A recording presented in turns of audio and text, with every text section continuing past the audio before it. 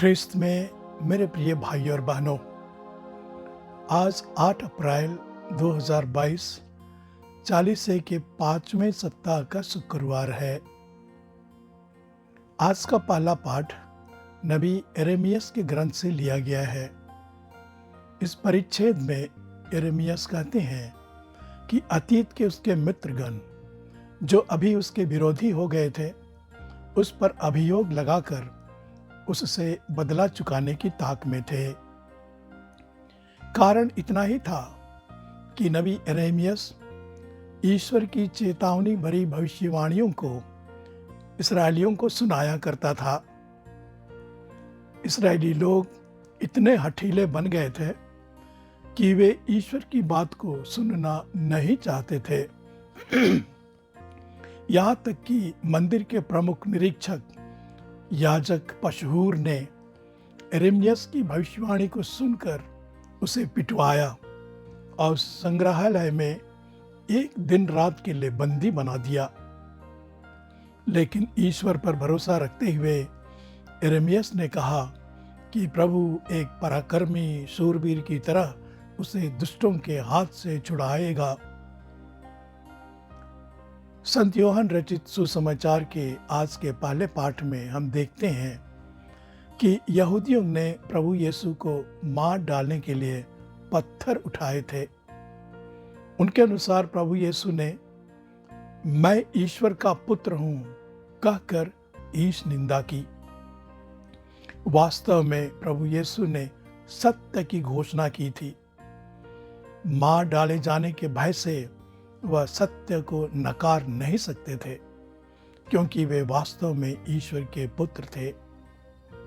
इसलिए प्रभु यीशु यहूदियों से कहते हैं, यदि मैं अपने पिता के कार्य नहीं करता तो तुम मुझ पर विश्वास मत करो, किंतु यदि मैं उन्हें करता हूं तो मुझ पर विश्वास नहीं करने पर भी तुम मेरे कार्यों पर ही विश्वास करो, जिससे तुम यह जान जाओ और समझ लो कि पिता मुझ में है और मैं पिता में हूं। यूहन्ना अध्याय 10 पद संख्याएं 37 और 38। यहूदियों ने प्रभु यीशु के भले कामों में ईश्वर का हाथ होने से इनकार किया, क्योंकि उन्होंने अपने मन और हृदय को अंधा बना दिया था। इन्हीं के लिए हमारे प्रभु नबी ईसायाह की भविष्यवाणी को दोहराते हुए कहते हैं, तुम सुनते रहोगे परंतु नहीं समझोगे, तुम देखते रहोगे पर तुम्हें बोधगम्य नहीं होगा। आगे प्रभु कहते हैं कि यहूदियों की बुद्धि मारी गई है। ये कानों से सुनना नहीं चाहते, इन्होंने अपनी आंखें बंद कर ली हैं। कहीं ऐसा न हो कि ये आँखों से देख लें, कानों से सुन लें, बुद्धि से समझ लें तथा मेरी ओर लौट आएं और मैं इन्हें भला चंगा कर दूं। मत्ती 13 पद संख्याएं 14 से 15। वास्तव में यहूदी लोग जानबूझकर सारी मर्जी से प्रभु यीशु प्रतिज्ञात मसीह को न देखना और न समझना चाहते थे। वे अपने पापों और अपने कुटिल कर्मों को छोड़ना नहीं चाहते थे। इन्हीं ढोंगी यहूदियों के बारे प्रभु यीशु कहते हैं, ये लोग मुख से मेरा आदर करते हैं परंतु उनका हृदय मुझसे दूर है। ये व्यर्थ ही मेरी पूजा करते हैं और जो शिक्षा ये देते हैं वह मनुष्यों के द्वारा बनाई हुआ नियम मात्र है। संत मत्ती अध्याय 15 8 और 9 पद। प्रिय भाई और बहनों, चालीसे की इस अवधि में हम अपने मन दिल को पास्का में योग्य पूर्वक भाग लेने के लिए तैयार कर रहे हैं। हम गंभीरता से अपने अंतःकरण की जांच करें और देखें कि कहीं हमने यिर्मयाह के विरोधियों की तरह अपने हृदय को कठोर तो नहीं बनाया है, कि कहीं उनके समान अपने विरोधियों को बदला चुकाने की ताक में तो हम नहीं हैं। कहीं ऐसा न हो कि हमने सच्चाई के प्रति अपने मन को अंधा और दिल को कठोर तो नहीं बना दिया है?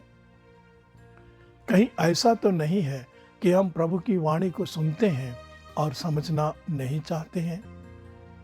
कहीं ऐसा न हो कि हम प्रभु के कार्यों को देखकर भी अनदेखी कर देते हैं?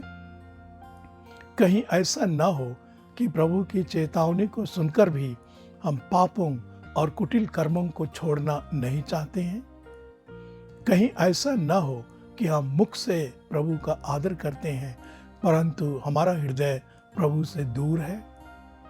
कहीं ऐसा न हो कि ईश्वर की शिक्षा को पालन करने के बदले हम मनुष्यों द्वारा बनाए गए नियम मात्र के अनुसार अपना जीवन जीते हैं?